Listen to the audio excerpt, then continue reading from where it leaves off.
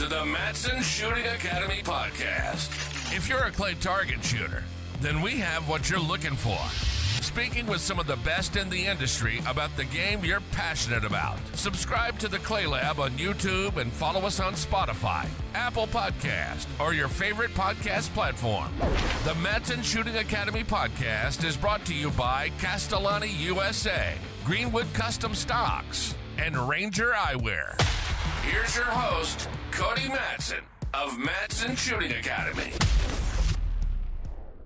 Hey everybody, welcome to the Matson Shooting Academy podcast. I have a friend of mine on this evening, none other than Jared Greenwood. For those of you that aren't familiar with Jared is a two-time sub-junior, junior national champion, 8-time sub-junior, sub-gauge champion, and 3-time junior, sub-junior All-American, and just an all-around good guy. So Jared, welcome to the show. Thanks for having me, Cody. I'm excited. Yeah, no, it's great. I know you are a busy man, so tell me what you're up to these days. Yeah, it's kind of crazy on the farm right now. We've been having a lot of rain this late summer, so it's made getting some stuff done a little bit difficult. But we've got our hay season wrapped up finally, and we're working on some corn harvest and potentially going to get into some soybeans, but not too much other than that. Got married right about 2 months ago now, so enjoying that. It's nice to be building that. Well, congratulations. That's exciting. Thank you. I appreciate it. Trying to get ready for nationals. If I can practice once a week, that's pretty good right now between work and everything. But other than that, excited to see everyone there. Awesome. Well, so now, correct me if I'm wrong, you went to Fort Hays State University, majored in agriculture, is that right? Yep. Majored in ag business. Then while I was at Fort Hays, I shot on their shooting team for basically 5 semesters. COVID kind of messed that up as it did with everything else. But I was able to shoot for them for 5 semesters. And in that time period, we won 3 national championships as a team. So it's a very accomplished program. That's fantastic. Who leads up that program? It is Jared Lease and Damian. I'm not think of his last name. I think it's, I didn't mean to put you on the spot there. No, you're good. I think it's Damian Guile. Okay. I'll just say Jared Lease because I'm pretty sure he's just the head coach now. It changed. I'll just restart that. Yeah, Jared Lease is the one who's heading up the program now, and he's actually recruited quite a few kids, not only trap shooters, but all-around shooters as well. There's a kid that came out of Wichita here who's having some good success. That's in his great. Freshman year. Fantastic. So tell me a little bit about your experience, with shooting in college and, kind of leading up to that. Yeah, so I went to Fort Hays unbeknownst. I had absolutely no idea they had a shooting team. My whole intention to go there was to get my degree in ag business, and some of my classmates were saying, hey, they got a shooting team. I'm like, oh, that's neat. I might as well email the coach and see what it is. And I sat down and met with Dwayne Shepard, who was the head coach at the time, and learned, they have a really accomplished shooting team. I think at that time they had won, I believe, 8 national championships, somewhere in there, 7 or 8. And I was like, sure, I'll come shoot. I mean, you guys got a good program and it'll help pass time at college. So started shooting some trap and skeet, and I hadn't really done a whole lot of that since I started shooting from 10 years old. My dad, Jim Greenwood, we'd always shot sporting clays and FETAS. So I knew what a trap field was, knew what a skeet field was. Couldn't tell you any of the rules hardly. So I had to learn the rules and, okay, how does it flow and all of that, and met some really good friends. In fact, my best man in my wedding was someone I met in college, and he gets married here in a few days, and I'm his best man. So nice, reciprocating. Made some good friendships along the way. Very cool. So that's kind of a unique experience because typically I hear people say, I'm really familiar with skeet and trap, and then I'm bridging out into sporting clays once they found it. But you had the opposite experience. So how did your sporting clay experience transfer over to the skeet and trap disciplines? It took a little bit, to be honest with you, because my shooting and the sporting clays background comes from Anthony Matariz Jr., who is very much connected to the target and not necessarily ride it out, but wait till it feels right. And what I soon noticed on the skeet field is you just don't have the time to sit there and wait and ride it out. You kind of got to be a little bit more aggressive. So it took me a little bit to kind of get that under my belt. And same with the trap. If you ask anyone that shot at Fort Hays while I was there, trap was not my strong suit. For whatever reason, a 16-yard line trap target, we were just enemies. I was able to get 100 straight, so I've got that off my back. But There you go. other than that, I wasn't a huge fan of shooting the trap. Doubles trap I enjoyed, and I think that really helped me in the sporting clay side with a few of those trap pairs that we see at Yeah. these tournaments where you're probably going to have to spot shoot the first one to be able to make a good shot on the second one. And it's helped me immensely on the sporting clay side. I don't get to shoot doubles trap anymore as much as I wouldn't mind shooting it more. Be honest with you, I really enjoyed it. Transferring from sporting clays over there, it was difficult. Yeah. I mean, yeah, doubles trap. So we just coming off the Southeast Regional at Backwoods, and the blue course, I believe, was set by Evan Sharp. And man, it was a lot of trap teal, trap quartering. Just, man, if you didn't have that in your arsenal, you were going to have a bad day. So, Uh-huh. All right, everybody, we will be right back after a short sponsored segment. Are you missing clays and wondering why? ShotCam can help. It's a lightweight camera that attaches under your barrel to record every shot, with a red dot showing where the barrel is pointed at the moment of truth. Just turn it on and it automatically saves to your phone. Instantly replay the videos on your phone, and they are crisp and clear enough to see the pellets.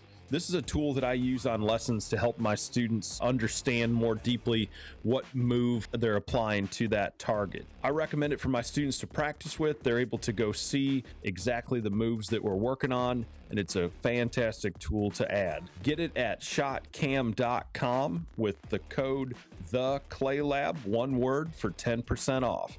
The average shooter improves at least 10% in their first 30 days using the camera. That's ShotCam, spelled with a K. but yeah, I see the crossover, but no, so that's pretty cool. So you said you started shooting about 10 years old, and with your dad, being a master, stock maker. Did he kind of get you started in shooting, or did he send you to Anthony right away, or? No, so I started piddling around with it and attempting to shoot about 9. And when we first started, I started shooting right-handed, and I couldn't hit a straightaway target. And I was like, well, this game is dumb. I'm done. Never, never want to pick up a gun again. Like, Wow. if I can't hit these easy targets, what am I going to do on a crosser? So I put the gun away for probably 3 months or so. And then I finally told my dad, oh, let's go try it again. And before we went out, he had me mount the gun at him right-handed. And if you ever see someone who is mounting the gun on their non-dominant shoulder and they don't know any better, they roll their head over to get their dominant eye down the rib. That's what I look like. So he's like, okay, mount the gun at me left-handed, right down the rib. And so we went out, and I was like, I can actually hit these now. this is actually kind of exciting. And then my first tournament I ever went to that was substantial size besides some weekend tournaments was the 2010 Open in Tunica, Mississippi. Okay. And then since then, I'd seen Anthony probably from 2011 to 2018. I'd see him probably twice a year. In 2011 and 2012, he was still doing a juniors camp, and he would host 10 to 12 junior and sub-junior shooters. It was about 4 or 5 day camp to shoot and meet other people. And it wasn't just shooting. He'd take us bowling and fishing and other stuff. So it wasn't just the business side of shooting targets. Yeah. He understood that, okay, these are still teenagers. Let's let them enjoy their vacation per se. But yeah, I'd seen Anthony usually 2 times a year, and then once I got into college, with classes and everything, I wasn't able to see him as much, and it's been a few years since I've been back to see him. But yes, starting in 2010 was my first big tournament, and then I think I'd have to go back and look, but I don't think I've missed a US Open since they hosted it in 2011. I Oh, think wow. 2012 to present, I've made every US Open, and I believe I'd have to go look at my pin that they give you at nationals from last year, but I think it was either 13 or 14. So I've been blessed to be able to make many shoots, travel the US as well as go overseas several times and shoot some World FITASC and the World English over there. So Wow, been that's blessed. fantastic. Been blessed for sure. So, with Anthony's teaching style, you talked about connecting with the bird and everything. What do you feel? I mean, to this day, have you deviated much from that, or you still feel like that's kind of your core methodology? No, it's definitely my core methodology. I tend to more so connect on the front side of a target. Every once in a while, I may put a gap in there. Like if it's a really big crosser, I may start with a gap and then extend from there. But for the most part, I'm going to start on the front edge of that target and have that pull away per se. Yeah, It's if it needs it. Obviously, accordion bird, I'm probably not going to really pull away from. You're going to be more yeah, sustained lead on it. But yeah, everything that he's taught me is still my core methodology and what I use to this day. nice. And with you being as busy as you are on the farm and everything, and you said leading up to nationals, you might only get 1 day a week to practice. Do you find that to be a pretty rust-proof methodology? Do you feel like you can kind of step away from it and be able to pick it back up pretty quick? Yes and no. I would say it comes back pretty easily, but like anything, the more you can practice, the more prepared you're going to be. And I know when I was younger, still in high school and even in college, when I could shoot 3 or 4 times a week, I could tell my timing was better. I was more consistent than I am now, for sure. Yeah. Yeah, I mean that frequency. I mean, just trying to give people perspective on, you're busy. A lot of people are working, right? Still are very passionate about shooting, and but yeah, I mean the key to the success is got to shoot a lot, right? Keep Yeah. that timing. Yep. Got to pull that trigger. And even like if I can't get out, I mean, I'll still go and mount the gun a few times a week just to stay in it per se Yeah, and stay comfortable with that. But you got to pull the trigger on targets just to stay consistent, keep that yeah. timing. So this is a question I'll ask guests often is like, all right, when you do get the chance to practice, does your say you got an hour, maybe an hour and a half, it's all you got. What are you gonna go do? I'm probably going to start off with some quartering birds, just work on quartering birds, working on my timing. One thing I do in practice is I try and be conscious of how the gun is connecting to the target. And reason is because I can go tell myself to insert front edge and maintain front edge. But if I don't know that I'm doing it, I could be, what could truly be happening is I could be inserting back edge, a foot below, a foot above. Your subconscious isn't building anything. So when you get to a tournament and you're like, okay, I want to insert front edge, look at the target. Okay, now your subconscious knows, oh, okay, this is what putting the gun on the front edge looks like. Now let's focus on the target. So I usually start off with a lot of quartering birds, just getting comfortable, getting my timing back. Even if it's been a week, I want to get my timing down right as Yeah. soon as I step out. And then I'm gonna go find a station, shoot some report pairs, shoot it both ways, shoot some true pairs.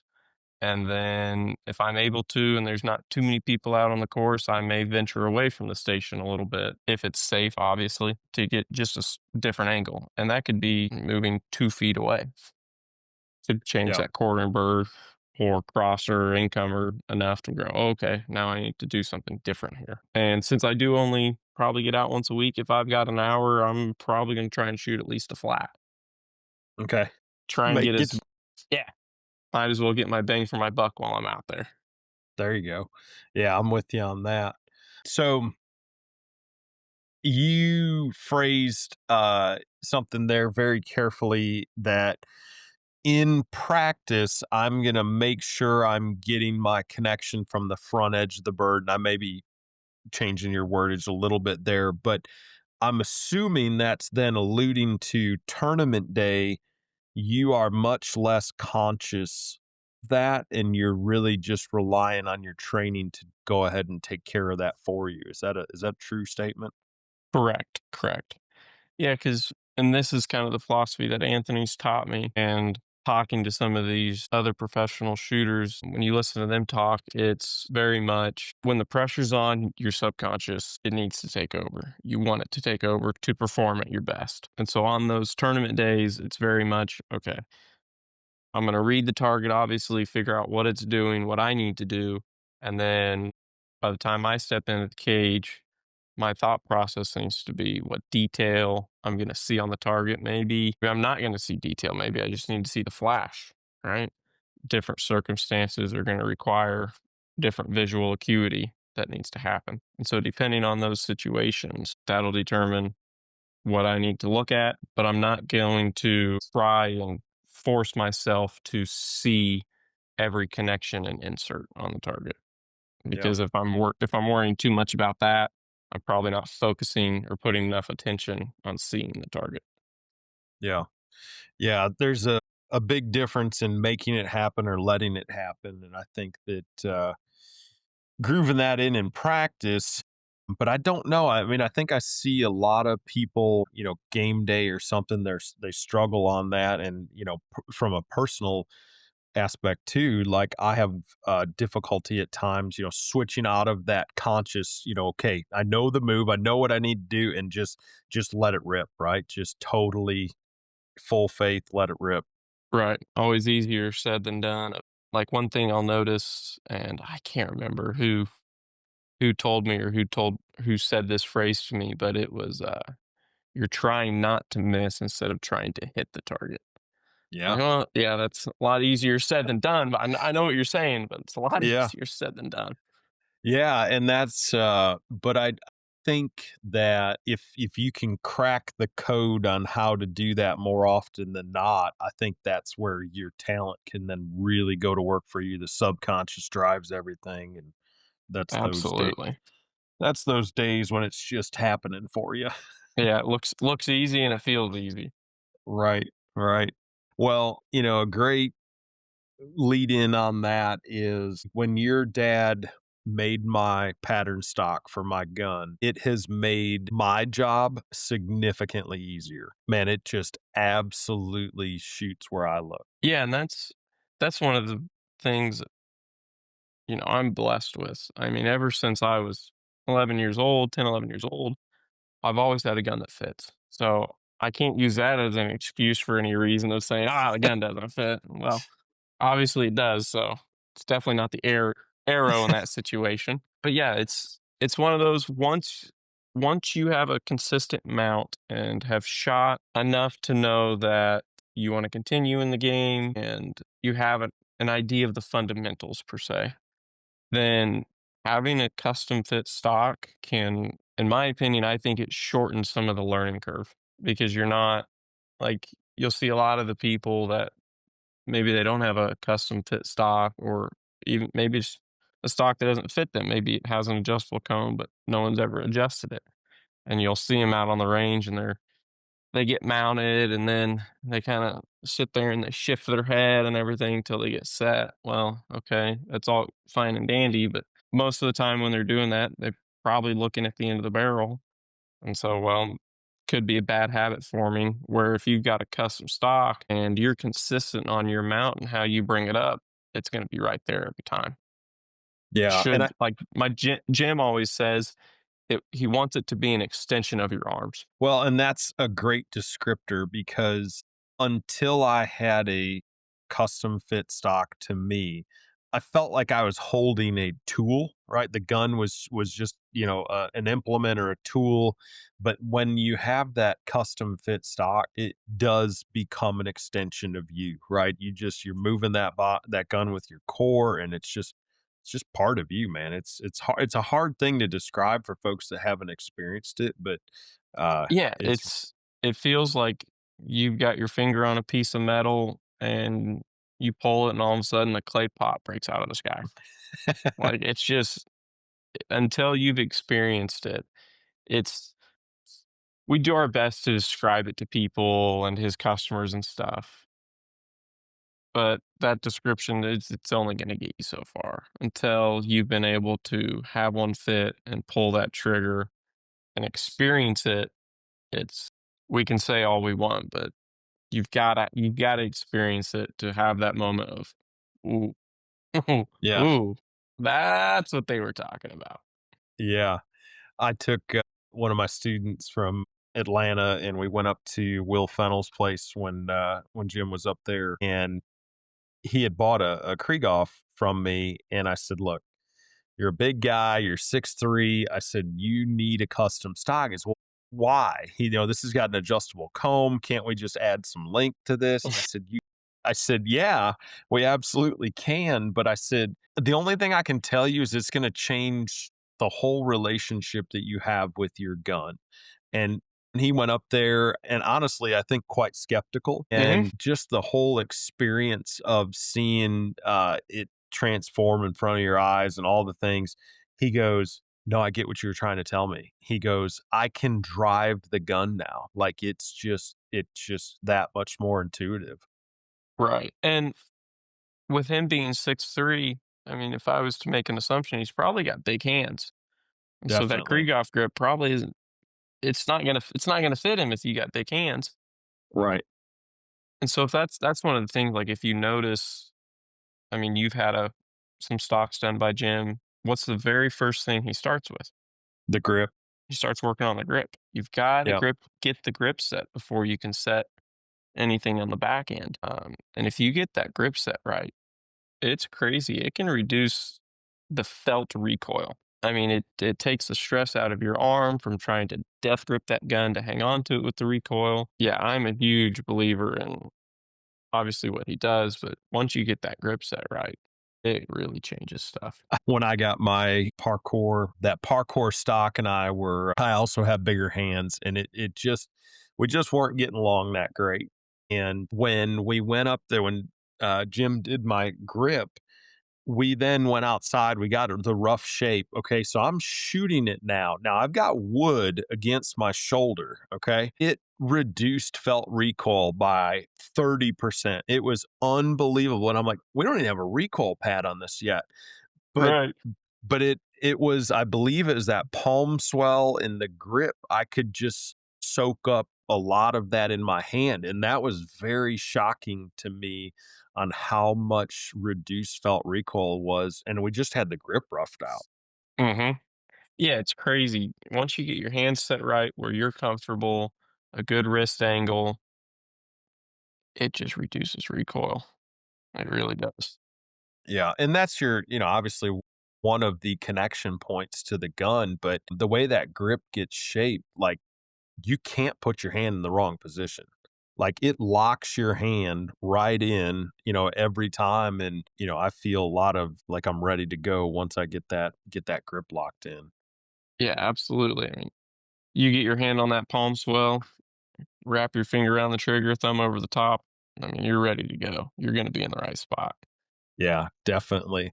So, having grown up with a dad as a stock maker, estimate for me how many stocks do you think you've went through? Let's see. We've got a first gun I ever shot was a Browning B80 with believe it was a 391 recoil tube on the back end so we get it short enough. And I want to say that length of pole, like 12 inches, 12 and a half inches. I mean, it was short.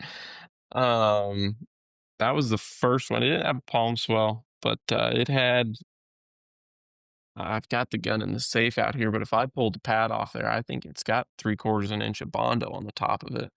Oh, So that wow. we could get the gun high enough. But Yeah, I'd say at least 10 probably. that's wild. Yeah. Dang. Yeah, Now what it'd be somewhere around 10 probably. That's great. Well, I'm sure that there was a lot of love and pride put in those for you. But Yeah. what's your current configuration? What gun are you shooting these days? Right now, I shoot a Beretta DT with extreme chokes. I've shot the DT11 since 2016. I'm a big believer in those Stelium Pro barrels. I do think they help with felt recoil, and I do think they pattern good. But I've shot it since 2016. 3 stocks. One of them, the gun was in a safe when Jim had his fire in 2017. We Mm, had to put a pattern stock on. Just just roughed one in real quick so I could shoot, and I was like, it could be a 2x4 for all I care. Like, we don't need fancy at this time. right. I take it back. I've had 4 stocks then on the DT because I had a pattern stock, and then we built a good piece of wood put on, um, and then working with Anthony kind of changed my mount and the way I grip the gun and stuff. And so then we built another stock, and that's the one that I currently shoot. Gotcha. Um, so when you say change your grip and mount, what what was the most significant change there? Lowered my shoulder so I wasn't quite a chicken wing. Mm, It was yeah. really out wide and flat. Just lowered it down, and it got my wrists in a little bit better position. I wasn't tense or tight in my shoulders. And so with that, like when I was chicken wing, my hand was really, it was slid really far up on the grip. With lowering that, it brought my hand a little bit lower on the grip. So we moved the palm swell down, made the grip a little bit longer. It's a better wrist position as well as having my arm just that little bit lower. Yeah, I see a lot of kids really crawling up on the wrist of that stock, maybe in an attempt to reach the trigger or whatever. But, if you see that chicken wing flying elbow or something, a lot of times if you can just bring that hand position back down, it relaxes that. So yeah, everybody out there listening that's got a youth or something that's with the flying elbow, yeah, definitely try to encourage them to get that hand position back. And then you shoot a game like Task, right? And having all that wrist tension and everything, it makes it really difficult to mount that gun Yeah, consistently. it does. It does for sure. Yeah. Well, speaking of Task, I had the pleasure of going to the first ever Greenwood Invitational at Flint Oak last year, actually this year. But man, that Task was awesome there. Yeah, so that was the inaugural one. Jim had kind of had this idea to host this Greenwood Invitational where to be able to shoot, you had to have a Greenwood stock. Now, that could be a pattern, that could be a finished stock, didn't matter. You could have a single Greenwood stock, or you could be like some of those customers there who had probably 10 or more. And so, with that being said, I mean, all the shooters there had a Greenwood stock. We did a 200 bird feed task as the main event, and then we did a side event on Saturday and Sunday, or excuse me, Friday and Saturday. That was just 100 bird sporting. The Friday sporting was held on the Flint Oak sporting clays course that is permanently there. It's really neat because each station has bronze statues of like ducks and pheasants. It's really special to see, as well as on that course, they have a 147-foot tower, and so when you raise those traps up there and throw a target, you go, it says standard, but it doesn't look like a standard. It definitely didn't look like a standard. Yeah, one thing that's special about Flint Oak is they've got a ton of acreage, and not only a ton of acreage, but there's so many things you can do out there because it's everyone says Kansas is flat. And yeah, where I farm, pretty flat. But when you get like an hour east of here where Flint Oak is, you get into the Flint Hills and there's actually some topography, and I mean there's some shots that we can get beneath your feet. I'm sure Cody remembers the parkour that was on the pond dam very well, as every shot was beneath your feet. And to the bottom of that pond dam was right about 35, 40 yards. And we had a rabbit running down there at pretty good clip. But at Flint Oak, I mean, there's so much you can do with their terrain that they've got. There's tons of trees to hide traps, to get some interesting shots. As it's not, and also it's not just the ground that's good. I mean, they've got a 5-star lodge. I mean, their lodge is unreal with a fantastic chef. They've got a great bar. And that was one of the reasons we wanted to host this shoot at Flint Oak, was with their lodge and everything they've got, all the amenities. If you're staying on site, once you're on site, you don't need to leave until you're ready to go home. And so it creates a very neat atmosphere for the shooters, and you can meet new people, and it's just really special. They've got a few ponds there, and there's some stories about catching some fish that I'm sure some young men are thrilled to tell their buddies and have a big old smile on their face when they do, and show the videos of them swimming to get said fish. But yeah, it's just such a neat place.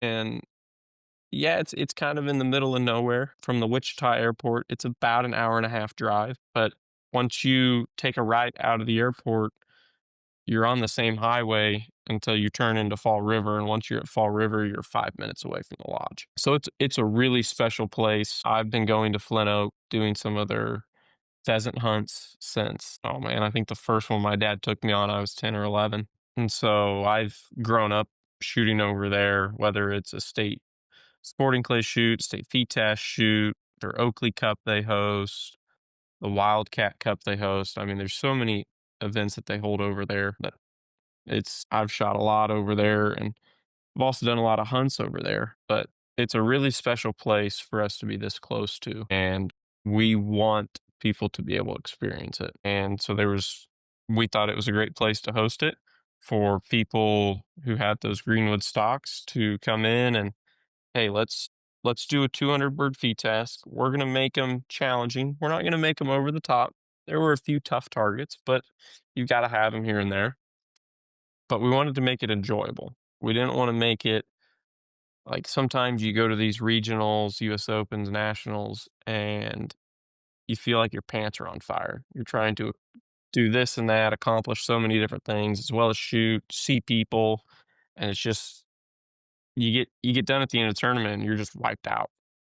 And so we wanted to make it as carefree and stress-free for the shooters as we could, as well as just having a good time, shooting some good targets, meeting new people, and just enjoying Flint Oak. Yeah, I mean, the whole experience that you described, from somebody that had never been there before, the part of the mystique about it, it is in the middle of nowhere, but it's beautiful. And, a lot of the events and everything, the regionals and bigger shoots that we go to, there is definitely some social side of those events and the Saturday night dinners and that kind of stuff. But at the end of it, everybody just leaves, right? Typically they're staying off site. And what I thought, honestly, I mean, kudos on the targets and the way everything's ran. But man, the lodge and just being able to hang out there with, a bunch of like minded folks from all over the country, literally. I got to meet so many cool people. And that was the funnest part, was just hanging out at the dinners and the meals and everything, at the end of the day. But I really, really enjoyed it. And, I know it was a lot to pull off and it was well attended, but I know that Jim had hoped there'd be more people there. But I'm so excited that you're going to do it again. We are. I went to Jim afterwards, and I'm like, all I need you to do is show up and kiss hands and shake babies. Just, I'll run it. I'll Whatever I need to do, I'll get it done. And so we are going to do it again to give a chance to those who weren't able to attend this first one to come experience Flint Oak, as well as give the opportunity to those who came to the first one to be like, yep, that's already on the calendar. Sorry, honey, I'll be gone this weekend, just to come back and experience Flint Oak. Like I said earlier, Flint Oak, I believe, I'm not going to say how many acres there are, I don't want to get it wrong.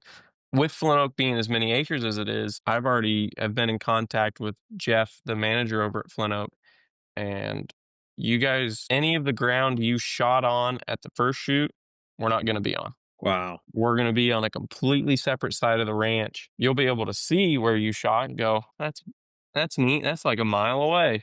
Okay. And so we're going to put in a different location, kind of give it not necessarily a different feel, but it'll be a 200 bird feed task. I've kind of switched up how I'm going to do these side events. I talked to several people after this first shoot, and it was great. They gave me so many good ideas. One of the things is Flint Oak has a 5 stand. It's a covered 5 stand. It's a permanent. So I'm going to do a 50 bird 5 stand Friday and Saturday. It'll be 2 separate nice. events. And then I'm going to do a 50 bird sporting event Friday and Saturday as well. Just so, you're shooting the feed task. It's Friday, Saturday, Sunday, 75, 75, 50. When you get done Friday, you're like, man, I've already shot 75 targets. Maybe you don't want to have to go shoot 100 sporting, but you're like, hey, 50 sporting? Yeah, I'll go do that, and then still be able to go relax or go have a few drinks at the bar. And same thing with the 5 stand. I tried after talking to those people, it was yes, they knew they could pull off shooting 75 task and 100 sporting, but they were worn out by the end of it. And we were blessed at this first shoot. I mean, we had really good weather. It wasn't crazy hot like it can be in June here in Kansas. Nothing like the Georgia heat that you guys deal with and the humidity. But for us, it can be toasty. And so we're trying to limit that feeling of stress of trying to make it to that next event or feeling pressured to have to shoot 175 in a day, where you can go shoot your 75 feed task. And then if you want to shoot both 5 stand and sporting, you can. Or if you just want to shoot one or the other, you can as well. And then we will Yeah. also have a make a break again. That went over pretty good last year. We had set it up to where it was on the way to feed task, so it was a good. If you had time, you go warm up, shoot a make a break, try and make it in the shoot off, and then go shoot your feed task. I noticed it was conveniently located right where I had to drive out past to get to the parkour. Yep, yep. That might have been thought out once or twice. Yeah, seemed to be. Yeah. Nice, nice. Well, I think that's super cool. I mean, the whole experience of, being able to, obviously the emphasis was on the feed tasks, but, got to shoot sporting as well, a bunch of make or break. And it was just a good all around shoot. It just didn't feel like the normal grind of, like you mentioned, having to get it all in and just way, way more relaxed. And maybe that was just waking up on site and, going and eating a good breakfast buffet and then just kind of rolling out and shooting. Yeah, you But don't like some of these regionals. I mean, you may have an hour drive. You may have time. Hey, let's hit McDonald's real quick, and then still be rushed to get to the gun club. Where at Flint Oak, I mean, if you're able to stay on site, you wake up, you have an 8 o'clock feed test. Cool, I'll go hit the breakfast buffet 7:15. Finish my food 7:30. Go get my stuff. Go to the golf cart, and I'll still make it to my feed task by 7:45. yeah. Yeah, definitely. But yeah, the property, I was just shocked at the terrain that you threw the targets on. Just such a unique different presentations and just really well thought out. So I can't wait to see where and what you come up with as far as new grounds. Yeah, we're excited. I'm getting with Jeff here this spring once their hunting season kind of winds down, and we're gonna go over and kind of talk about, okay, we know where the 5 stand's gonna be. It's stationary, like I said. It's all covered. It's a really neat area. It's really close to the lodge, easy to get to. But where we're gonna put the sporting as well as the feed task. One of the things I also want to hit on is the feed task will be random squatted. I know there's been a little bit of pushback on this, and I understand it. You want to shoot with your buddies, but I'm kind of taking inspiration from the World Feed Task. That's Jim and I's favorite shoot. I mean, if you've been fortunate enough to shoot a World Feed Task, for those that haven't been able to or don't know, it is random squatted. You don't find out who your squad is until Wednesday night before you go start shooting on Thursday. And with that, since this is the Greenwood Invitational, it's all going to be Jim's customers. So the odds that you don't know someone on your squad, it's going to be slim. With that being said, though, some of the comments I got after this first shoot was, great shoot. We just wish we could have seen and met more people. Like, okay, well, that Jim and I had already talked about doing it random squatted, and it just wasn't going to work out timing wise. It was going to be too late to be able to get it pulled off. So I was like, well, if we do it again, we'll just start with it being random squatted. And I just, good, bad, or indifferent, I don't know. I want people to be able to maybe meet someone new. Maybe before they were like, I don't know about so and so. Then they shoot with them. And they're like, oh man, that guy's a rock star, right? So just shoot with people. Maybe you want it and enjoy some stuff and enjoy the targets and tell some stories, and maybe you'll make a new friend. Yeah, well, look, the intent is good. I met nothing but wonderful people there, at the first one. So I'm all for the random squad. I think that's neat. I think it's a great idea, and definitely gonna give you a chance to mix and mingle a whole lot more with everybody. So yeah, I think you're on the right track there for sure. So is there any other new additions to the shoot this year, or coming up in 2026? We've got a few things that we're working on. I'm not going to put them out there yet. It's still it's kind of preliminary. We've got a few, not necessarily hurdles we got to jump through, but a few things we got to get worked out on our end. One thing that we did last year, and Cody, you can by all means take over and hit on it, is the Saturday night dinner was a prime rib dinner. And with that, we did some drawings. Flint Oak was gracious enough. They threw in it was, I believe, about a $900 value of a hunt there. And lo and behold, Ethan Barry won it. So whenever Ethan's ready to come hunt, he just needs to let me know, and we'll go kill some birds over there. Nice. I mean, we gave away, some of the sponsors were generous enough, so we gave away some ammo. One that comes to mind is Clay Target Vision. They gave us some Pilas to give away, and Kaylee DeVuser won the Pilas.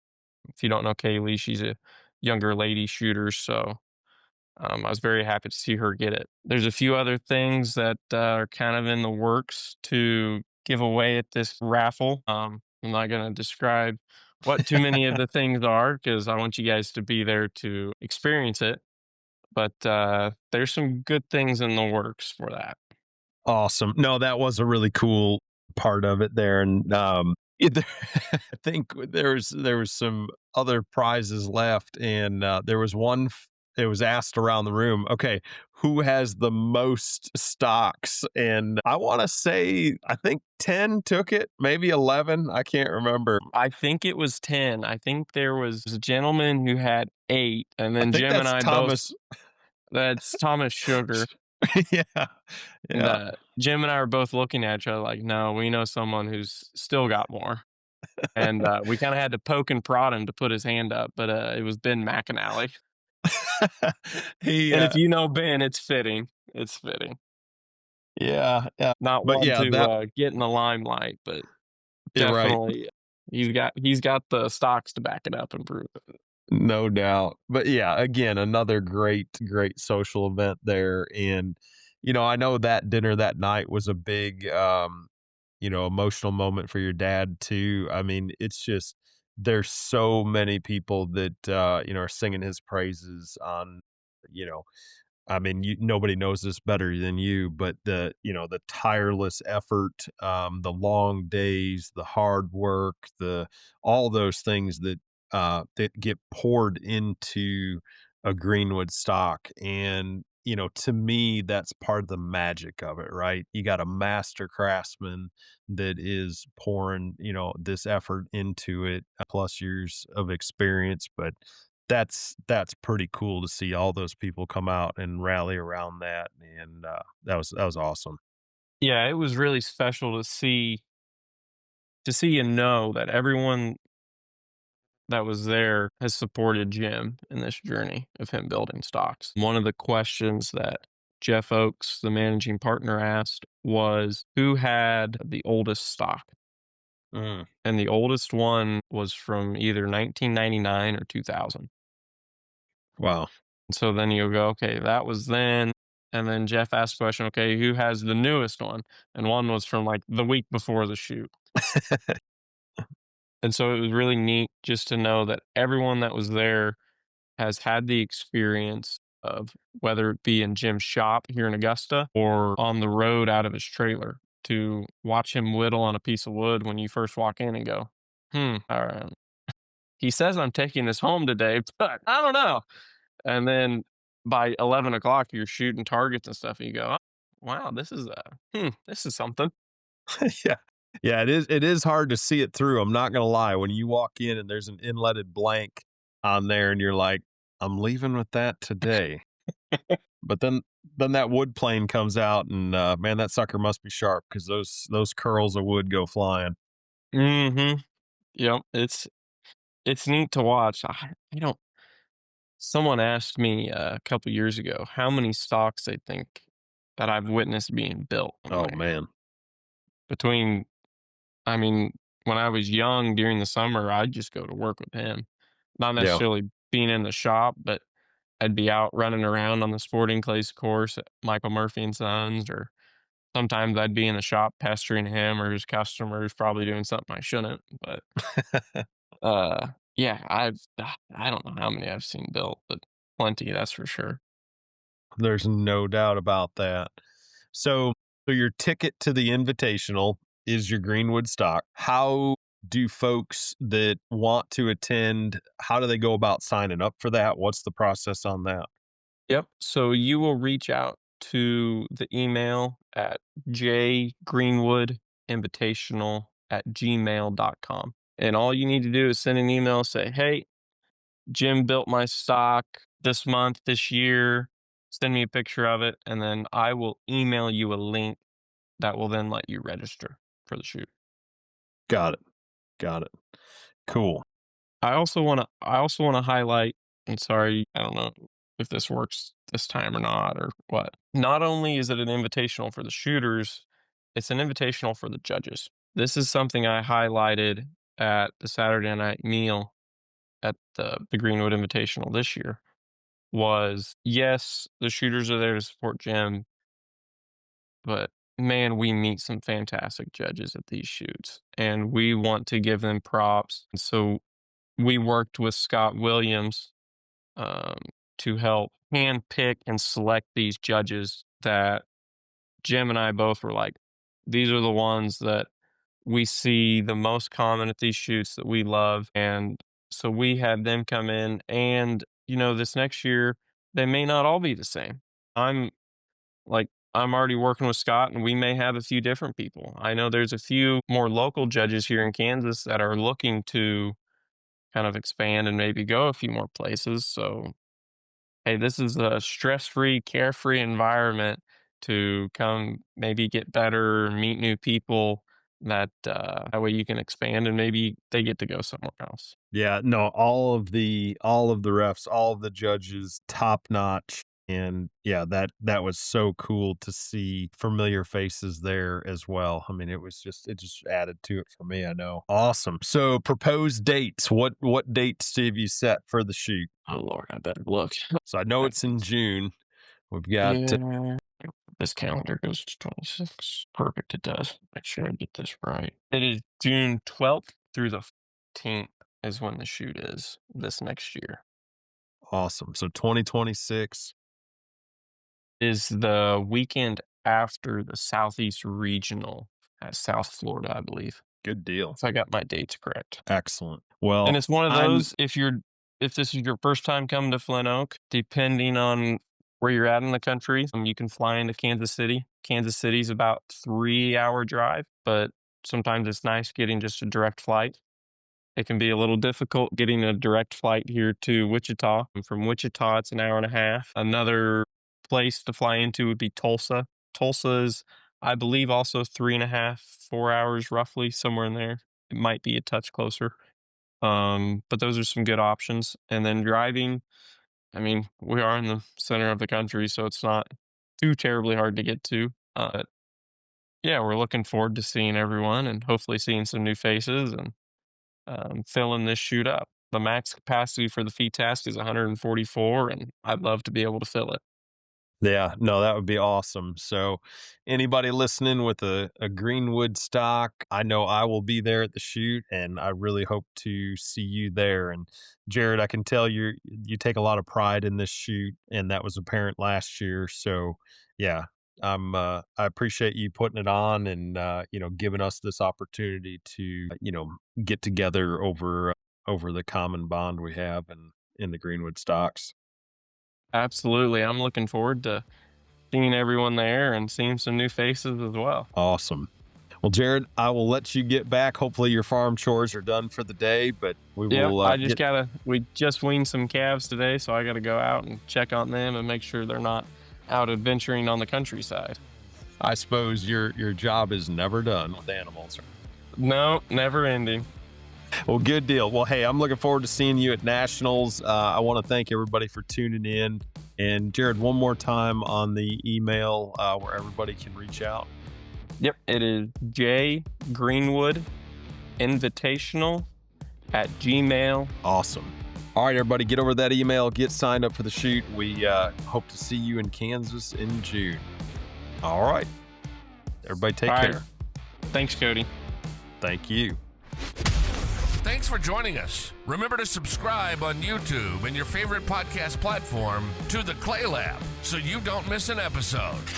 Check out MadsonShootingAcademy.com or reach out to Cody at MadsonShootingAcademy@gmail.com. Consider joining as a channel member too by clicking that join button below on YouTube for early access to videos and podcasts.